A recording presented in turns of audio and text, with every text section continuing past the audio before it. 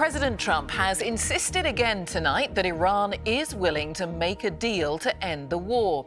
Earlier, he threatened to continue bombing if Tehran didn't reopen the vital shipping channel, the Strait of Hormuz.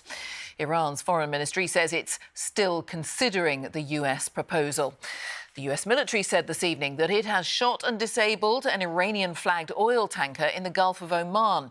US Central Command says the tanker was trying to sail to an Iranian port in defiance of the US blockade. And Israel has carried out an airstrike on Beirut for the first time in weeks, putting more pressure on the ceasefire deal. Sarah Smith sent the latest from Washington. As well as honouring military mothers at the White House, President Trump was also celebrating what he says is progress towards agreeing a deal to end the war in Iran. We're dealing with people that want to make a deal very much, and we'll see whether or not they can make a deal that's satisfactory to us. We have it very much under control. Surrounded by ultimate fighting champions later in the Oval Office, the same extremely optimistic message. They want to make a deal. We've had very good talks over the last 24 hours, and it's very possible that we'll make a deal.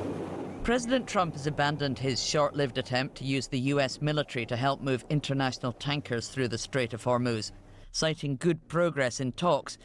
But there's no sign yet of anything moving. This Iran-flagged oil tanker was fired on by a US fighter jet today, disabling its rudder as it was trying to cross the American blockade. For all the talk of peace, both America and Iran are still blockading international ships.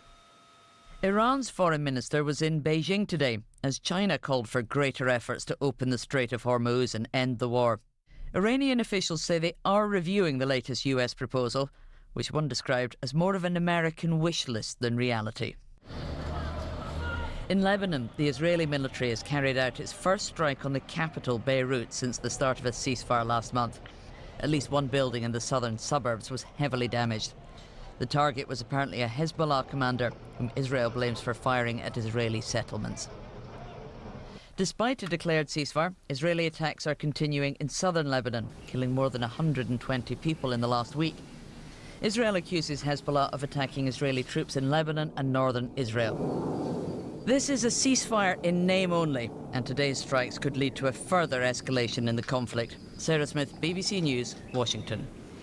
And our international editor, Jeremy Bowen, is with me. President Trump insisting Iran wants to make a deal. What's really going on, Jeremy? Lots of oscillations, and it's rather confusing. The former head of MI6 on the Today programme on the BBC this morning said it was Alice in Wonderland stuff. And you know what? I think he's right.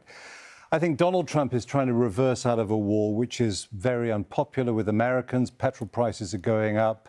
They don't want to be in wars anyway. That's one of the reasons why they voted for him. But he needs a deal that does not look like the one that Barack Obama made with the Iranians.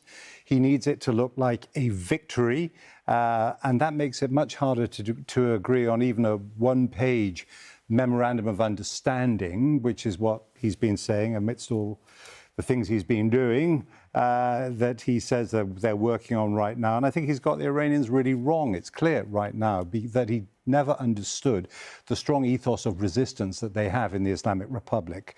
So without acknowledging that they have some rights and some that they can't surrender, that they won't surrender, it's going to be very, very difficult. So they're making a lot of mistakes. And meanwhile, of course, these things are going on in Lebanon. Yes, and a word about that. What's the significance of Beirut being hit now for the first time in weeks? Yeah, it's, Israel would say it was entirely security, that they were going after a Hezbollah commander, and that all their actions are motivated by the safety of their own people, and they are therefore entirely legal because they're hitting military targets. There are plenty of people around the world, not just in Lebanon, who say that Israel is using Gaza tactics. In fact, the Israelis have said that themselves, disregarding the rights of civilians to be protected people and going about destroying a great deal and taking lives as well. And not least because, you know, this is a war that doesn't just affect Israel, though, or America or Iran. It has repercussions all around the world, as we're seeing economically.